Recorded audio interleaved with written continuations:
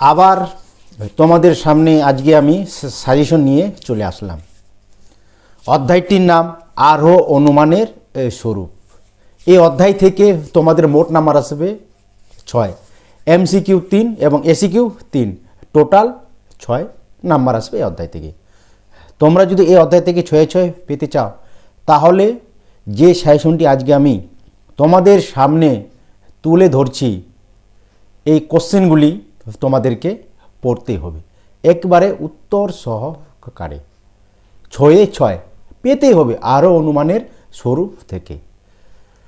যুক্তি থেকে, বচন থেকে, বচনের বিরোধিতা, ন্যায়, পারাকল্পিক, বৈকল্পিক, বুলীয় ভাষ্য এবং ভেনচিত্র, অমাধ্যম অনুমান, সত্যাপেক্ষক অলরেডি এই চ্যানেলে সাজেশন দেওয়া হয়ে গেছে। তোমরা যদি না দেখে থাকো এই ভিডিওটি দেখার পরে ওই সাজেশনগুলিও তোমরা দেখে নিবে। তোমরা যদি ফিলোসফিতে 90-এর উপরে বা 100-তে 100 পেতে চাও তাহলে এই যে সাজেশনগুলি আমি অলরেডি দিয়ে দিয়েছি তোমাদেরকে ওই সাজেশনগুলি দেখতেই হবে বা পড়তেই হবে। তার বাইরে কিন্তু একটিও আসবে না। তোমাদেরকে একবার আমি 100% কথা দিচ্ছি, যা দিচ্ছি তাই পরীক্ষায় আসবে, আসতে বাধ্য। 10-12 বছরের অভিজ্ঞতা থেকে বলছি। ওকে, তাহলে প্রথম কোশ্চেনটি এই অধ্যায় থেকে। আরোহ অনুমানের বৈশিষ্ট্য সূচক ধর্ম হল এই যে এই অনুমানের সিদ্ধান্ত। 4টি অপশন থাকবে, আমি অপশনগুলি আজকে বলছি না, কারণ অপশনগুলি বললে ভিডিওটি অনেক লম্বা হয়ে যাবে। শুধু উত্তরটি আমি বলছি, কোশ্চেন বলবো আর উত্তর বলবো। ওকে, তাহলে এখানে উত্তরটি হবে আশ্রয় বাক্যকে অতিক্রম করে যায়। সঠিক উত্তর এটা। ওকে, অপশানের মধ্যে কিন্তু এই অপশানটি তোমাদের থাকবে MCQতে।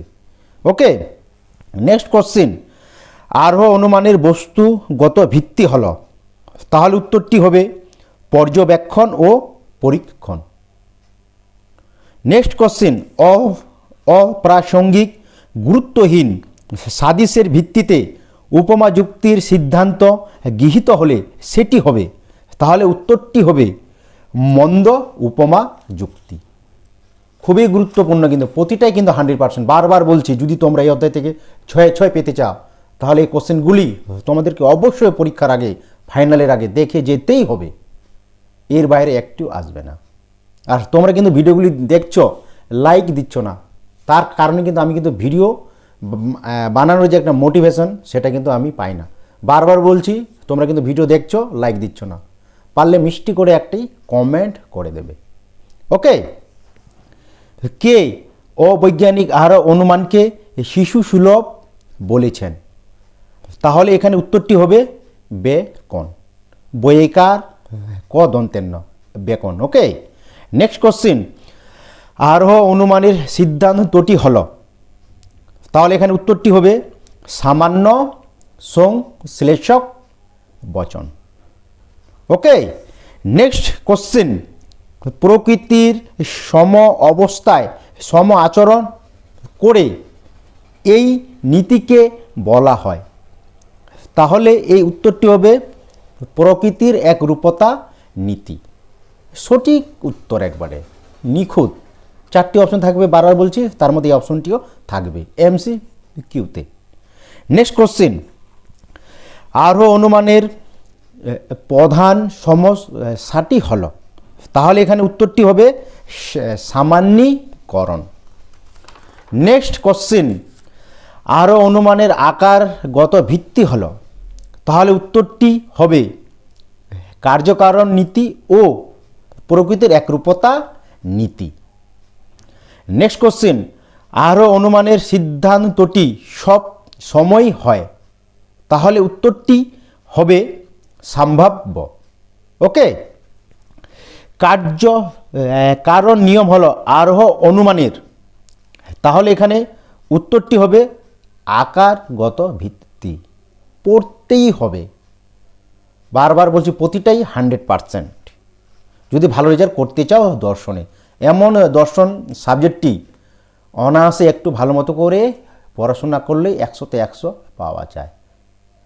নেক্সট কোশ্চেন, অপসারণ সংজ্ঞা প্রদান ইত্যাদি হলো যে আরও অনুমানের অনুসৃত প্রক্রিয়া। তাহলে উত্তরটি হবে বৈজ্ঞানিক। ওকে, নেক্সট কোশ্চেন, বৈজ্ঞানিক আরও অনুমান ও অবৈজ্ঞানিক আরও অনুমানের মধ্যে দুটি পার্থক্য লেখো। তাহলে কি লিখবে? 1 নম্বর দিয়ে বৈজ্ঞানিক আরও অনুমানের ভিত্তি কার্য কারণ নিয়ম, অপরদিকে অবৈজ্ঞানিক আরও অনুমানের ভিত্তি অবাধ অভিজ্ঞতা। নাম্বার 2, বৈজ্ঞানিক আরও অনুমানের সিদ্ধান্তটি সদর্থক ও নয়ার্থক দৃষ্টান্তের উপর নির্ভরশীল করে প্রতিষ্ঠিত। অপরদিকে অবৈজ্ঞানিক আরও অনুমানের সিদ্ধান্তটি কেবল কতকগুলি সদর্থক দৃষ্টান্তের উপর নির্ভর করে প্রতিষ্ঠিত। নেক্সট কোশ্চেন, আরোহ সংক্রান্ত লাভ বলতে কি বোঝো? তাহলে উত্তরটি লিখবে তোমরা, জ্ঞাত সত্য থেকে অজ্ঞাত সত্যে উপনীত হওয়াকে আরোহ সংক্রান্ত লাভ বলে। উপমা যুক্তির মূল্যায়নের একটি মান দণ্ড উল্লেখ করো। তাহলে তোমরা লিখবে, জ্ঞাত সাদৃশ্যের সংখ্যা যত বেশি হবে উপমা যুক্তির সিদ্ধান্তের সম্ভাব্যতাও তত বেশি হবে। নেক্সট কোশ্চেন, উপমা যুক্তির মূল্যায়নে প্রাসঙ্গিকতার মানদণ্ডটি উল্লেখ করো। তাহলে উত্তরটি লিখবে, উপমা যুক্তির হেতুবাক্যের দৃষ্টান্তগুলিতে যে ধর্মগুলির মধ্যে সাদৃশ্য থাকে সেই হেতু ধর্মের সাদৃশ্য যত প্রাসঙ্গিক হয় সিদ্ধান্ত তত বেশি সম্ভাব্য হয়। নেক্সট কোশ্চেন, মন্দ উপমা যুক্তির একটি দৃষ্টান্ত দাও।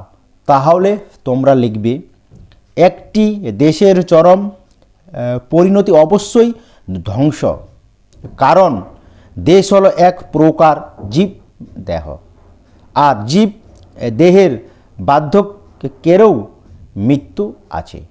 ওকে, অবৈজ্ঞানিক আরোহ অনুমানকে লৌকিক আরোহ বলা হয় কেন?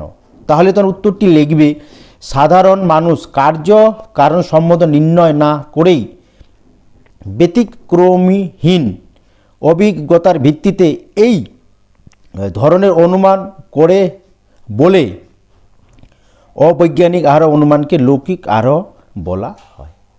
নেক্সট কোশ্চেন, অবৈজ্ঞানিক আরোহ অনুমান কাকে বলে? তাহলে তোমরা লিখবে, যে আরোহ অনুমানে বিশেষ বিশেষ কয়েকটি দৃষ্টান্তের সাহায্যে কেবল অবাধ অভিজ্ঞতার ভিত্তিতে সিদ্ধান্ত একটি সামান্য সংশ্লেষক বচন প্রতিষ্ঠা করা হয়, তাকে বলা হয় অবৈজ্ঞানিক আরোহ অনুমান। নেক্সট কোশ্চেন, সামান্যীকরণ কি? তাহলে তোমরা কি লিখবে, যে প্রক্রিয়ায় সাহায্যে এক জাতীয় বস্তু বা ঘটনা পর্যবেক্ষণ করে সমজাতীয় সমগ্র বিষয় সম্বন্ধে সামান্য বচন প্রতিষ্ঠা করা হয় তাকে সামান্যীকরণ বলা হয়। নেক্সট কোশ্চেন, অবৈজ্ঞানিক আরোহ অনুমানকে মূল্যহীন বলা যায় কি? তাহলে উত্তরটি লিখবে, অবৈজ্ঞানিক আরোহ অনুমানকে মূল্যহীন বলা যায় না, কারণ আমরা আমাদের দৈনন্দিন জীবনে কার্য কারণ নিয়মের উপর নির্ভর না করেও কেবল অবাধ অভিজ্ঞতার ভিত্তিতে অধিকাংশ ক্ষেত্রে সিদ্ধান্ত গঠন করে থাকি। নেক্সট কোশ্চেন, উপমা যুক্তি কাকে বলে? তাহলে উত্তরটি লিখবে, যে অনুমানে দুই বা ততোধিক ব্যক্তি বা বস্তুর মধ্যে এক বা একাধিক বিষয়ে সাদৃশ্য লক্ষ্য করে তারই ভিত্তিতে যখন তাদের মধ্যে অপর কোনো নতুন সাদৃশ্যের অস্তিত্ব অনুমান করা হয় তখন তাকে উপমা যুক্তি বলে। এই কয়টির মধ্যে তোমরা আরোহ অনুমান স্বরূপ থেকে 100% 6/6 পাবে। ওকে, দেখা হবে নেক্সট ভিডিওতে।